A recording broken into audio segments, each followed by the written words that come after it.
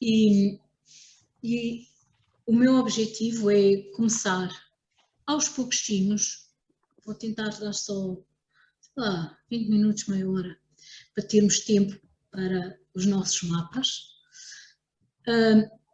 Algumas reflexões importantes sobre aquilo que nós podemos retirar como autoconhecimento e como conhecimento do outro, olhando e analisando o eixo horizontal, que é o eixo da relação. Aqui está ele, ascendente, abre a casa 1, vibra na energia de carneiro. É no ascendente que nós nascemos e no descendente, que abre a casa 7, que é a casa da relação. Eu não posso dizer que é onde nós morremos, mas é onde nós deixamos de estar, terminamos a nossa caminhada sozinhas ou sozinhos para iniciar uma caminhada a dois. As 6 primeiras casas do zodíaco são um trabalho individual. A casa 1 é, no fundo, a primeira casa de identidade, eu sou. Casa 2, eu tenho. A casa 3, eu penso ou eu comunico. A casa 4, eu sinto. A casa 5, eu individualizo-me, eu sou única. E na casa 6, eu aperfeiçoo-me. E depois de ter feito este caminho, eu estou em condições de me relacionar com o outro. E inicio o lado diurno do mapa da mandala, o hemisfério diurno. Bom, ora bem, cá está, o eixo, esse ascendente-descendente, é sempre um eixo de relação. Então, agora, como é que isto vai funcionar? No ascendente, eu mostro como é que eu gosto de ser vista, como é que eu me vejo a mim própria e com o que é que eu me identifico. No fundo, é a energia que eu projeto na vida e é a energia que eu quero mostrar, é aquilo que eu quero mostrar de mim. E no descendente, o descendente mostra muito aquilo que me atrai no outro. E o que é que eu vou procurar no outro por complementaridade. E também aquilo que eu vou projetar inconscientemente. Duas coisas. Portanto, conscientemente o que é que eu procuro no outro, inconscientemente o que é que eu projeto. Já vamos ver como é que eu acho que as coisas funcionam. E, muito importante, uma relação é sempre um espelho. E quando nós nos vemos ao espelho e não gostamos daquilo que estamos a ver, nós cortamos o cabelo, penteamos, pomos um risquinho no olho, mudamos. E olhamos novamente e agora já gosto mais. O problema é que nas relações nós temos muita dificuldade em fazer isto. Ou seja, quando o espelho de uma relação não me mostra aquilo que eu... Ou, dito de outra forma, quando o espelho de uma relação me mostra uma imagem que eu não gosto, o que é que eu faço? Eu parto do espelho. Ou eu tento ajustar o espelho, ou seja, ou eu mudo de relação, ou eu tento adaptar a relação para que ela me dê a imagem que eu quero. E nada disto funciona, claro, porque enquanto eu não me mudar, como numa imagem de espelho, irei sempre atrair espelhos iguais que me irão projetar sempre por reflexo uma imagem que eu não gosto. Então, aquilo que eu faço num espelho físico era o ideal que eu fizesse num espelho num espelho de relação.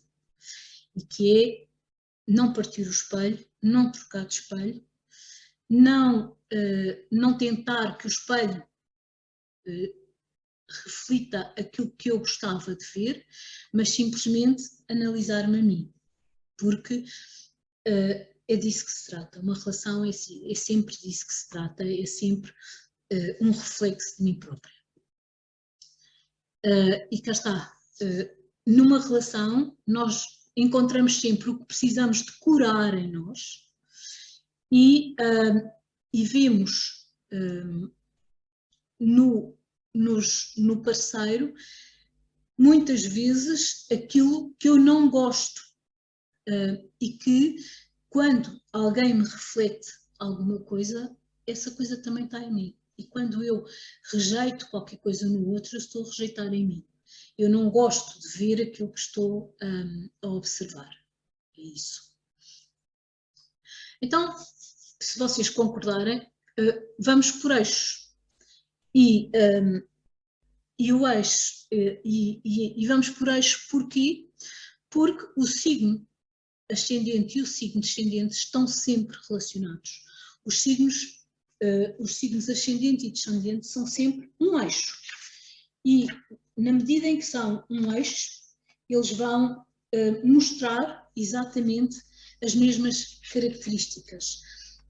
Um complementa o outro.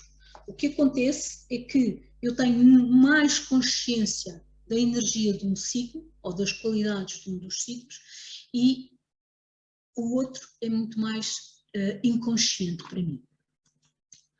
Ora bem, então, como é que eu estou a pensar fazer isto? Muito simples. Tudo isto se baseia no lado luminoso e no lado sombra de cada um dos signos, ou dos dois signos. Portanto, o lado luminoso, à partida, é aquilo que eu conscientemente sou e aquilo que eu gosto de mostrar, ascendente. O lado luminoso do signo oposto, por exemplo, de Balança, é aquilo que eu conscientemente vou à procura no outro. O lado sombra do descendente é aquilo que o outro me devolve e que eu não gosto. E o lado sombra do meu ascendente é aquilo de que o outro me acusa. Vamos ver. Ora bem, vamos imaginar. Carneiro, Balança. Então, o que é um ascendente carneiro? É alguém cheio de iniciativa, individualista, líder, com coragem, que gosta de se atirar para a frente, que gosta de fazer testes a ele próprio, ele ou ela, não é? Impulsivo, que tem pressa. As coisas têm que ser todas feitas para ontem. Então, quem tem um ascendente Balança, o que é que vai procurar no descendente? Vai procurar romantismo, Balança é um signo romântico, vai procurar harmonia, vai procurar equilíbrio, porque vai procurar doçura, vai procurar empatia, porque dá muita canseira, cansa muito sempre esta agitação da pessoa se atirar para a frente. Portanto, ele vai procurar isto. E é isso que um ascendente carneiro geralmente procura. O que é que ele vai atrair inconscientemente? Vai atrair pessoas, muitas vezes, indecisas, com falta de ação, com algum desequilíbrio e que eventualmente podem ser dependentes. Dependentes no sentido de estar sempre à espera que o outro, ou que eu, não é que eu que sou ascendente carneiro, lhe diga como é que a pessoa deve fazer e como é que a pessoa não deve fazer. E mais, e esta pessoa que eu atraio vai-me acusar de quê? De ser egoísta, de ser brusca, de ser agressiva. E por isso é curioso, porque tudo aquilo que eu atraio inconscientemente é aquilo que eu sou também, mas que muitas vezes não tenho consciência disso, não quero ver ou não consigo ver. Por isso é que é tão importante um relacionamento. Agora, o outro lado do eixo. Se eu for ascendente balança, eu sou uma pessoa com um grande sentido do outro, muito diplomática, que detesta conflitos, que anda sempre à procura do caminho do meio, que anda sempre numa procura de equilíbrio. E o que é que me atrai? O que é que eu vou à procura? O que é que me atrai? Olha, atrai-me a coragem, a capacidade de decisão, uma certa independência, uma vez que balança no ascendente é sempre muito dependente do outro, tem aquilo que os psicólogos dizem dependente de campo, portanto é muito sensível a tudo, as opiniões, e portanto o que é que eu vou à procura? Vou à procura exatamente da minha complementaridade luminosa. Inconscientemente eu vou atrair provavelmente pessoas bruscas, pessoas agressivas, pessoas muito centradas em si e pessoas muito individualistas. E o que dedo é que eles me apontam? Que eu sou muito indecisa, que eventualmente sou cobarde e que sou desequilibrada. Portanto, reparem como, olhando por um lado para o meu signo ascendente e por outro lado, e o meu descendente, e por outro lado, alguém com quem eu estou ou estive em relação, reparem como as coisas poderão bater. Segundo eixo, o eixo touro-escorpião e escorpião-touro. Este eixo touro-escorpião, escorpião-touro, atrai geralmente conflitos de relação com poder. E o poder, geralmente, é um poder financeiro, material, ou um poder sexual.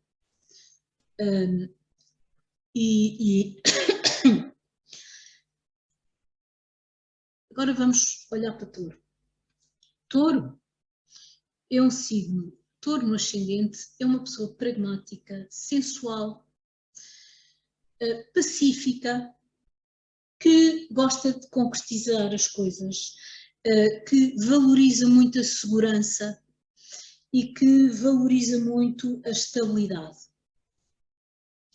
O que é que ela vai à procura no signo oposto de Escorpião, quem tem ascendente Touro? Olha, vai à procura de uma intensidade, especialmente uma intensidade emocional, mas também até uma intensidade sexual, porque este eixo, Touro regido por Vênus, Escorpião regido por Marte, é um eixo de prazer, é um eixo de sexualidade.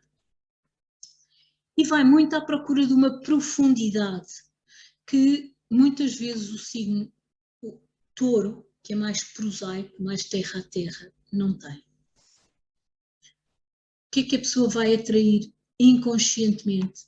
Quase sempre conflitos de poder, ou com dinheiro, ou com sexo. Vai atrair relações de paixão, passionais, e a paixão envolve sempre desejo, manipulação, necessidade de controle, ciúme. Portanto, é tudo menos a paz que o Touro tem. E o que é que lhe atiram à cara? Que ele é materialista, possessivo e que muitas vezes tem pouca subtileza. É um dos problemas da Terra, é não ser muito subtil. Então, o que é que eu tenho que aprender com uma relação, um ascendente Touro? Um ascendente Touro tem que perceber que tudo isto não está no outro. Tudo isto é seu. Tudo isto está nele. E a pessoa aprende e constata isso. Então, se for ascendente Escorpião,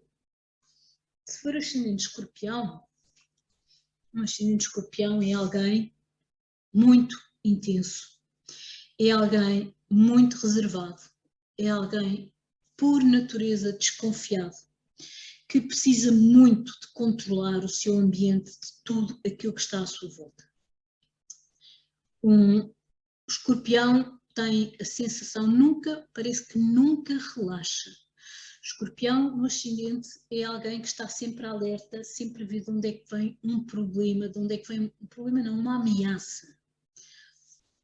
Então é natural que no touro vá à procura de paz, vá à procura de descontração, vá à procura também de uma estabilidade e de uma segurança emocional. Vai à procura de um calor venusiano que o touro tem, que descongele as suas águas que estão tão congeladas a nível de escorpião. E o que é que ele vai atrair? Isto é o que ele quer, mas se a pessoa ainda não for inteira, se a pessoa ainda não tiver feito o seu processo, e é muito difícil que qualquer um de nós já tenha feito completamente o seu processo, vai fazendo, vai atrair relações de grande possessividade, de grande ciúme, em que o lado material está muito presente, onde muitas vezes as pessoas não se conseguem, e isto é válido para os dois lados do eixo, as pessoas às vezes não se conseguem separar porque há um dos parceiros, ou uma das pessoas envolvidas na relação que controla ou financeiramente ou sexualmente o outro. Portanto, há realmente muita convulsão aqui, e a pessoa é acusada do lado sombra do seu escorpião, não é? De manipulação e muitas vezes a falta de ética, que nós sabemos que também faz parte da zona sombra do escorpião, de não olhar a meios para atingir os fins, por exemplo. Claro que quando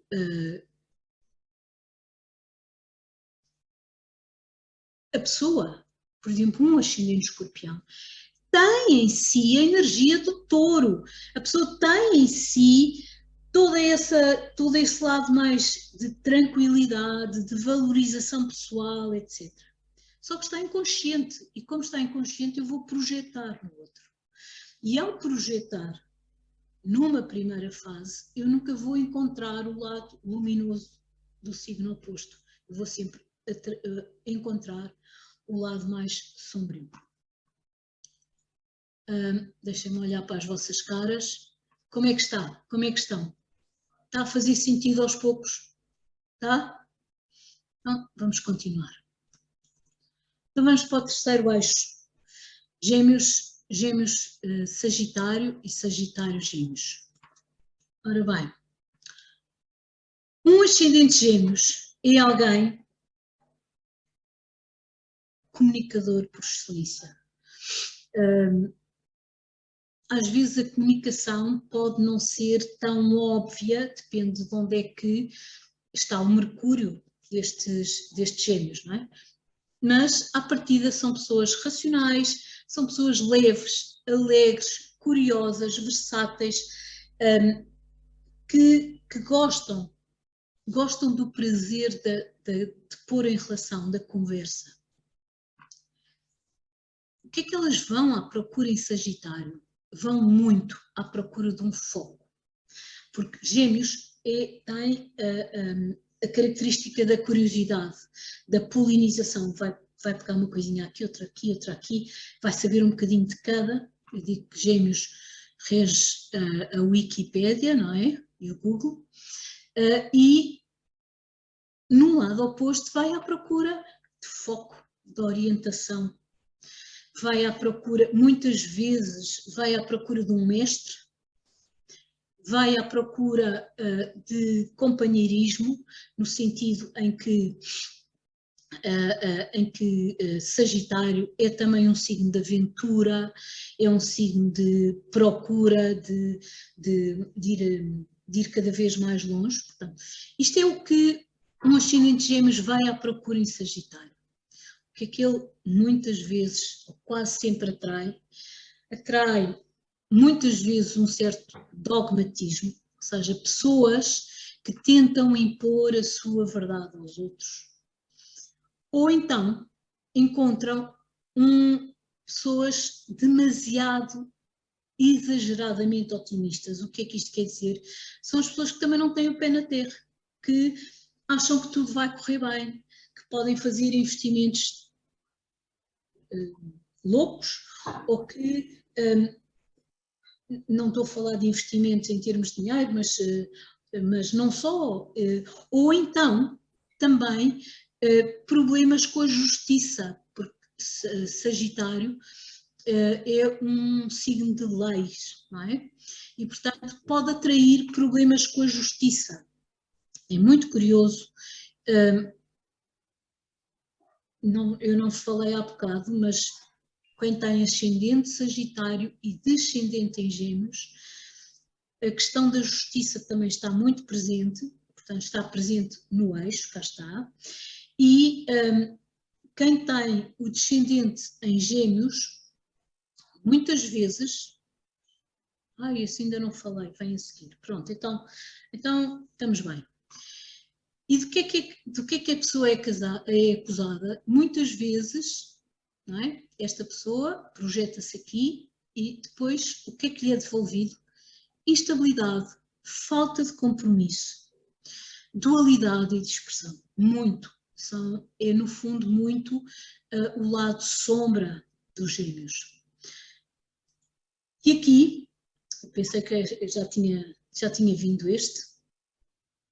Um ascendente Sagitário é geralmente uma pessoa que acaba por viajar muito, quer queira, quer não, às vezes mesmo quando em criança. Eu conheço, por exemplo, pessoas cujos pais eram... Conheço uma cujo pai era diplomata, o outro cujo pai era juiz e que andou pelo país todo, portanto... há muita viagem, há um conhecer de muitas culturas, e um ascendente Sagitário geralmente é uma pessoa, além de otimista, é uma pessoa que se preza e que se orgulha de ter os seus valores, de ter a sua ética, de ter um sentido de justiça grande. E o que é que este Sagitário vai à procura no descendente? Vai à procura de versatilidade, porque às vezes as regras são muito... Um Sagitário bem arraigado é muito convicto é muito arraigado às suas convicções, portanto não abre mão das suas convicções muito facilmente, não é? Aquela ideia de querer levar a sua verdade aos outros, porque a sua verdade é a verdade, tem muito a ver com Sagitário. Então vai procurar a versatilidade, uma nova forma de olhar as coisas, uma nova abordagem da vida, vai aprender a comunicar, vai aprender a leveza e a alegria que Gêmeos tem. O que é que vai atrair? Isto é o que o leva aqui. O que é que ele atrai? Atrai muito mentira. Mentira. Mentira, quanto mais não seja, são pessoas que se mentem a si próprias e que não se conhecem. Portanto, a mentira está dentro sempre, todos nós temos o signo de Gêmeos cá dentro, e não estou a chamar mentirosa a ninguém, mas é muito mais comum do que aquilo que nós pensamos. A dualidade que Gêmeos tem, Gêmeos é por excelência o signo mais dual, Gêmeos e Peixe, Balança também um bocadinho, a instabilidade, o não compromisso e muitas vezes a pouca seriedade. E aquilo que eu estava a falar há bocado, eu pensei que já tinha tratado este lado do eixo, é que geralmente um descendente de Gêmeos nunca tem só uma relação. Geralmente as questões com a lei muitas vezes até vêm por divórcios ou por separações e depois quando Gêmeos ou quando a pessoa atrai inconscientemente tudo isto, às vezes atrai traição, porque um descendente de Gêmeos pode ser alguém que pode ter 2 relacionamentos, por exemplo. E o que é que este acusa aqui? Acusa pouca abertura à diferença, acusa a necessidade de impor as suas regras e as suas verdades aos outros e, portanto, e muitas vezes também esta ideia deste naïveté, desta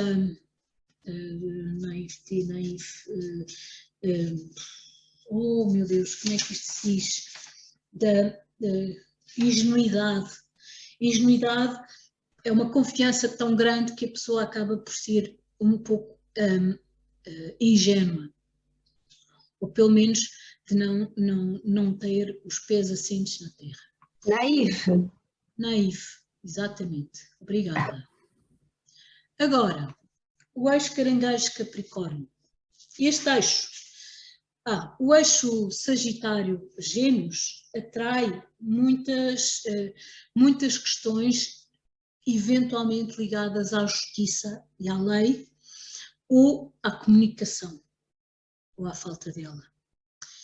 O eixo Caranguejo-Capricórnio põe em evidência o público e o privado, o íntimo e o social.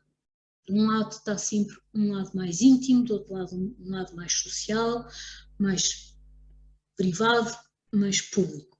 E numa primeira fase tem tendência a atrair relações pai-filha ou mãe-filho. Ou seja, há um que vai ser o progenitor, o pai, e outro que vai ser o filho. Claro que uma relação assim é uma relação que à partida pode dar problemas.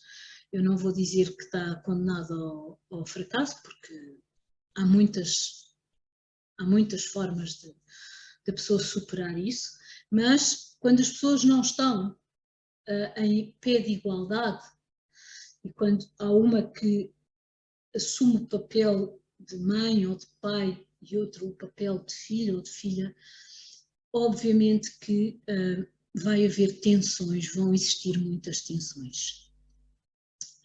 Então, Caranguejo no ascendente, e Caranguejo no ascendente é alguém altamente sensível, na maioria das vezes muito tímido. Há uma coisa que eu não tenho vindo a dizer, mas que vou dizer agora e que vocês vão transpor para tudo aquilo que eu já falei.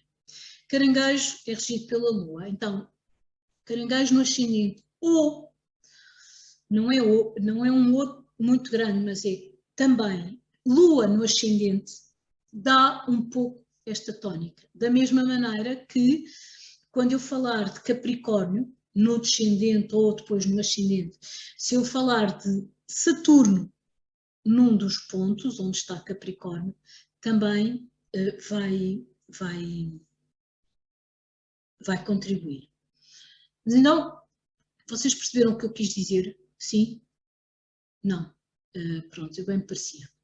Então eu primeiro vou falar assim, depois lá vou falar dos planetas. Bom, ascendente Caranguejo. Pessoas altamente sensíveis, muito ligadas à família, muito protetoras, muito cuidadoras, ligadas à intimidade, ligadas à memória, muito de uma maneira geral, tímidas. Digamos que isto é basicamente um ascendente Caranguejo, com as nuances todas que um signo, um planeta ali possa alterar. O que é que um Caranguejo vai à procura no descendente? Vai à procura de estrutura, que o Capricórnio dá.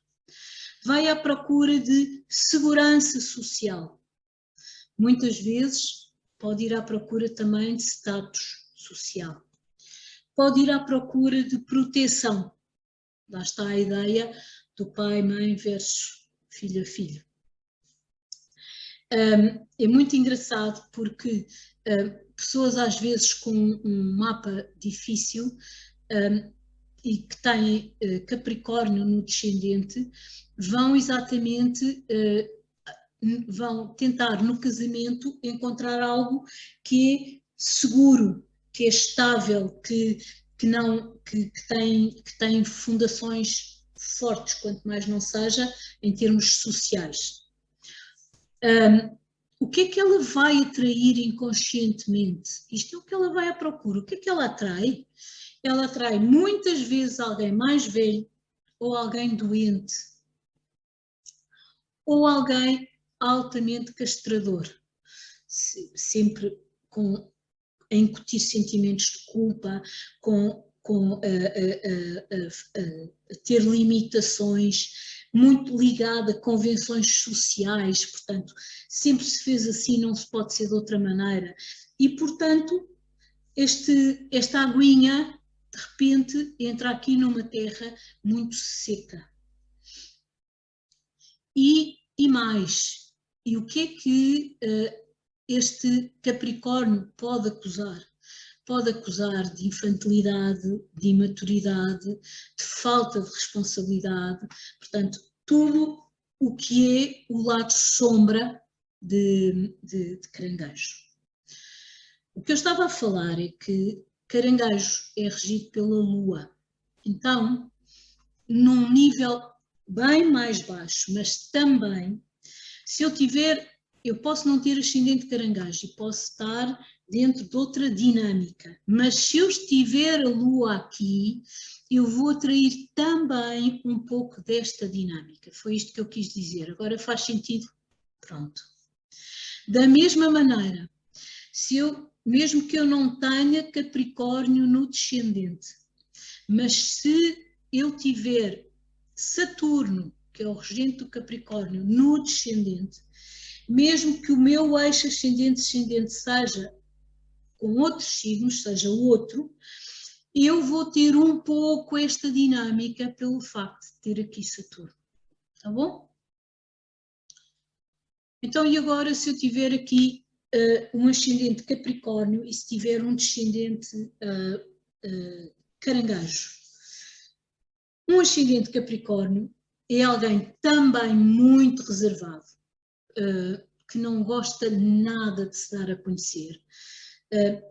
Parece parecido com um ascendente Escorpião, a nível da reserva e não se querer dar a conhecer, só que a razão é distinta. O Escorpião acha sempre que se der a conhecer fica vulnerável e alguém o pode destruir.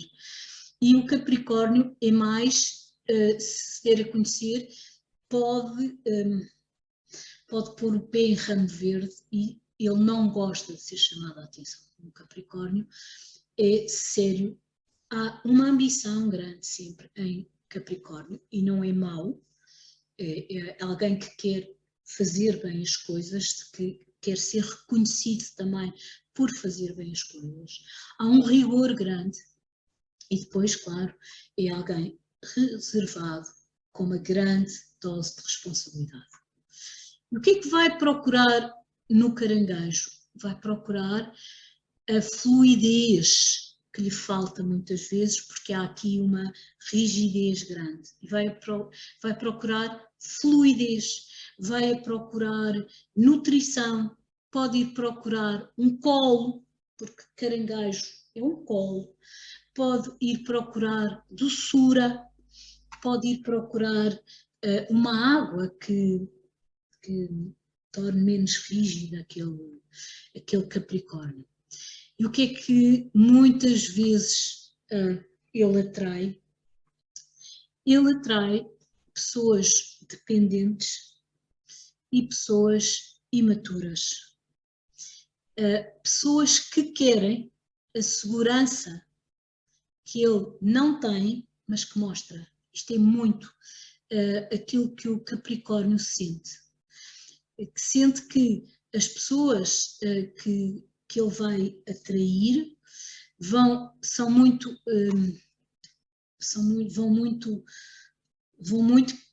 por uma segurança que ele aparenta, mas que ele não tem. Porque, ou dito de outra forma, ele tem essa segurança, mas ele ainda não sabe que a tem. Ele só a mostra. E ele precisa de ir perceber que a tem. E do que é que um caranguejozinho aqui acusa este Capricórnio? De ser demasiado austero, de ser demasiado não é limitado, é de criar demasiadas limitações, de haver uma dose de culpabilidade muito grande. E, portanto, o que é importante a pessoa com ascendente Capricórnio perceber? É perceber que, enquanto não integrar dentro de si os dois lados deste eixo,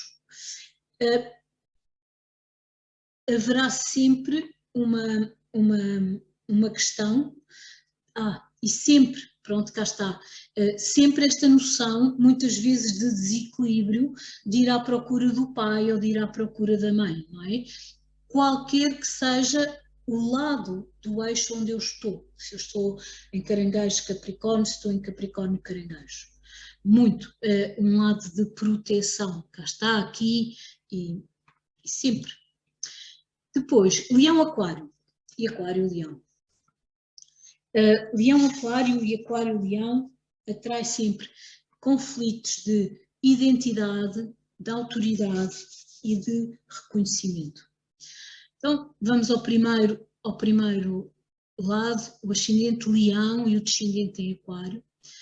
E uma pessoa com ascendente Leão é geralmente uma pessoa com brilho, é uma pessoa generosa, é uma pessoa que obviamente precisa de palco, precisa de estar em constante afirmação pessoal.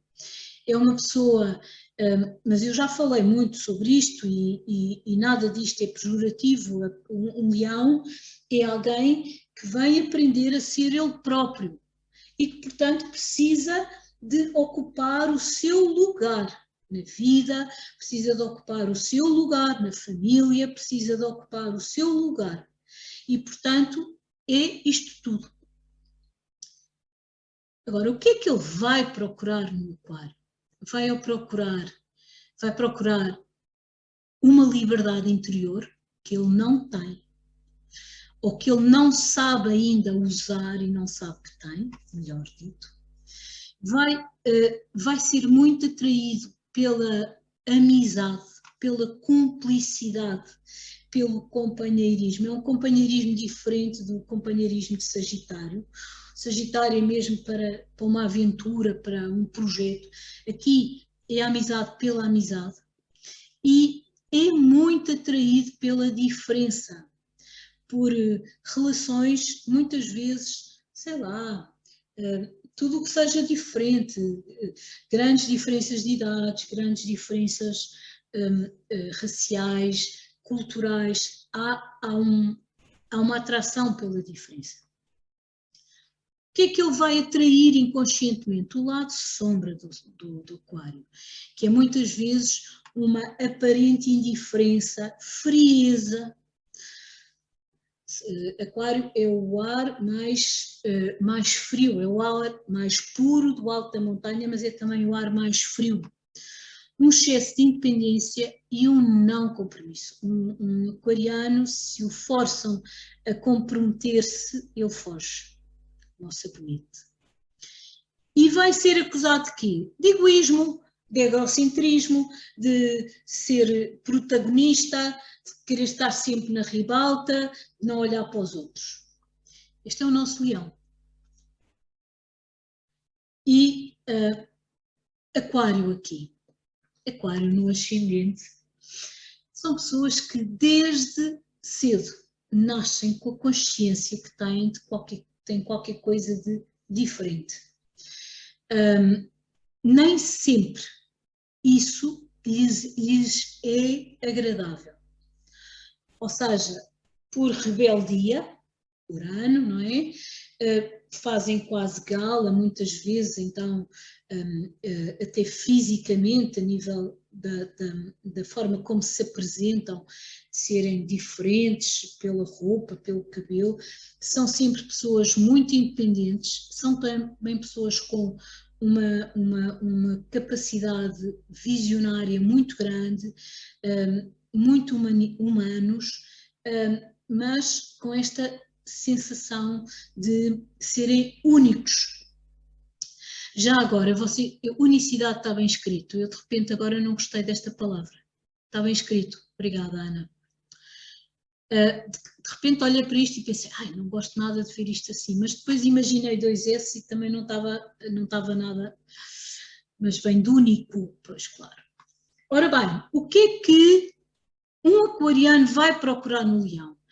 Vai procurar o sentido de identidade que um leão tem e que às vezes o aquariano tem, mas tem às vezes quase pela dor e precisa de ir buscar o orgulho que o leão tem em ser único, em brilhar. Vai procurar muitas vezes o reconhecimento que o leão dá. E o que é que ele atrai? Muitas vezes atrai pessoas muito vaidosas, egocêntricas, pessoas muito autoritárias. Autoritárias não. Em vez de ser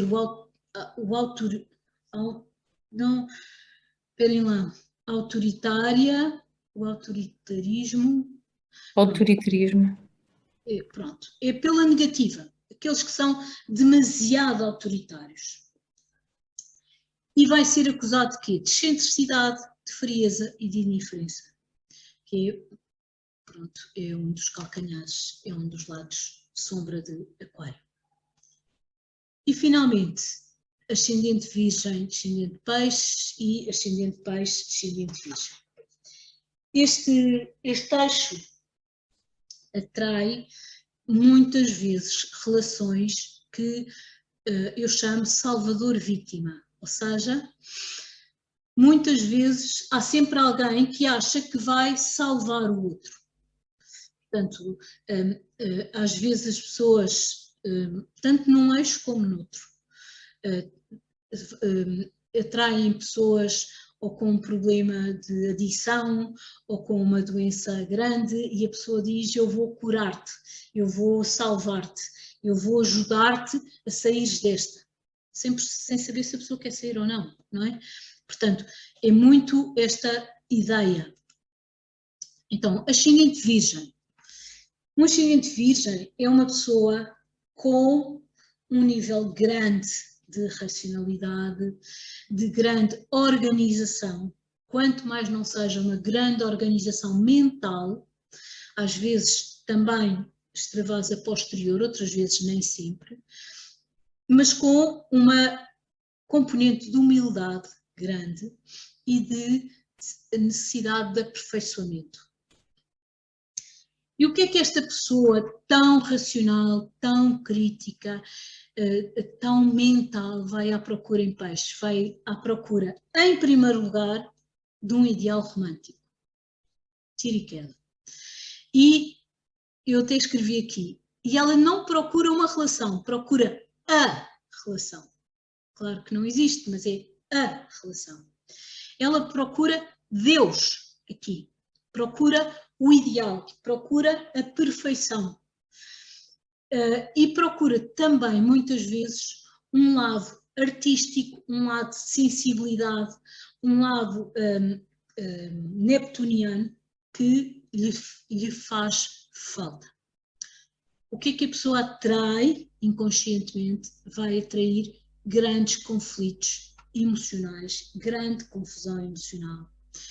Pode atrair pessoas escapistas, cá estão, as pessoas que ou têm um vício, ou que, pronto, geralmente têm um vício, ou que fogem mesmo, que estão sempre ocupadas, ou qualquer coisa, e vai atrair também aquilo que eu chamo de diluição de fronteiras, ou seja, de repente a pessoa não sabe se está a viver a vida dela, se está a viver a vida do outro, ou se é o outro que está a viver a vida dela.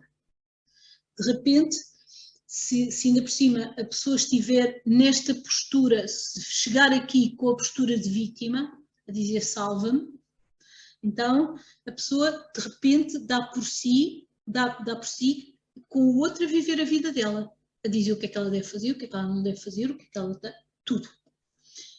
E vai ser acusada de quê? Pois, de excesso de perfeccionismo, de grande criticismo, e de tentar racionalizar o sentir. Portanto, uma pessoa... E é verdade que a Virgem, por defesa, tenta fazer isso. E agora, o ascendente de Peixes. Ora, o ascendente de Peixes é alguém com uma grande empatia, com uma grande intuição, é uma pessoa que sente a 360 graus, grande compaixão, grande sensibilidade. Logo aqui, para início de conversa, a pessoa às vezes não sabe bem se está a sentir, se está a viver a sua vida, se está a viver a vida do outro. Lá está esta ideia da diluição de fronteiras, aparece aqui também no ascendente de Peixes. A pessoa às vezes liga-se de tal maneira aos outros e vive de tal maneira os problemas dos outros pela sua compaixão, que às tantas parece que está a viver a vida deles. Ela vai à procura, obviamente, daquilo que lhe falta, de objetividade, de racionalidade, de cura pessoal, de um sentido de organização mental também, que Virgem dá. Só que o que é que ela atrai inconscientemente? Lá está, vai novamente atrair esta ideia do Salvador vítima, eu trato de ti, eu vou-te aperfeiçoar, e muitas vezes um excesso de exigência racional e perfeccionista, que a pessoa sufoca, já não aguento mais. Isto é tão crítico, é tão racional, eu já não aguento. E depois é, obviamente, acusada de confusão mental, de viver com os pés fora da terra, de querer viver a vida do outro e, portanto, os conflitos aqui muito de salvador-vítima. Claro que eu depois fiz há bocado aquelas ressalvas e esqueci-me de fazer mais, mas, por exemplo, quem tem Neptuno no ascendente ou na casa 1, tem, mesmo que tenha outra dinâmica ascendente-descendente, vai ter um bocadinho disto, porque Neptuno é o regente de Peixes, da mesma maneira que quem tem Urano, conjunto aqui ao ascendente, também tem um bocadinho desta vivência, ou quem tem Urano no descendente também tem um bocadinho desta vivência, principalmente os lentes a partir de Saturno, mas não só. Por exemplo, quem tem Sol no ascendente tem um bocadinho da dinâmica Leão-Aquário também, esta dinâmica do Leão aqui, não é? E por aí fora. E eu acho que aos poucos vocês, o que é isto? Ora bem, o que é importante? Cada eixo tem em si as qualidades dos dois signos, aquilo que eu vos disse há bocado. E, portanto, reparem, eu tenho o todo comigo. O que acontece é que há um signo com o qual eu me identifico, que à partida é o ascendente. E o outro é aquele que eu vou projetar inconscientemente nas minhas relações. E que podem ser não só relações afetivas, mas também relações de parceria, relações de trabalho. Tudo isto, às vezes, claro que a relação afetiva é mais intensa, aquela que é mais transformadora para nós, mas qualquer relação pode estar aqui presente. Agora é muito engraçado porque principalmente depois de eu vos falar do eixo caranguejo-capricórnio, que envolve sempre conflitos, muitas vezes de proteção, de pai, mãe versus filho, filha, obviamente que o pai que nós temos e a mãe que nós temos vão revelar o padrão básico de como cada pessoa se relaciona com o arquétipo masculino e com o arquétipo feminino. Portanto, e onde é que eu vejo muito o pai e a mãe? Vejo nos luminares e vejo também no eixo ascendente fundo céu, meio céu. Não há um acordo sobre que ângulo é que representa que pai. Eu inclino muito para ver o fundo céu a mãe e o meio do céu o pai, mas o inverso também faz sentido.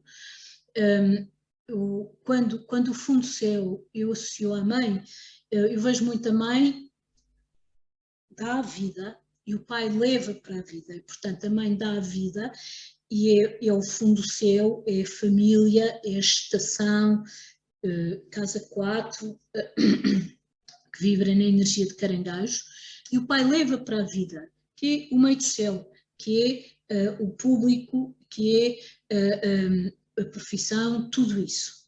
Mas eu também posso pensar que o fundo céu, que é a estrutura e a base do mapa, pode ser representada pelo pai, que é o pilar da família, e que o meio do céu, que tem a ver com regras sociais, é muito dado pela mãe, que é muitas vezes quem dá a educação e quem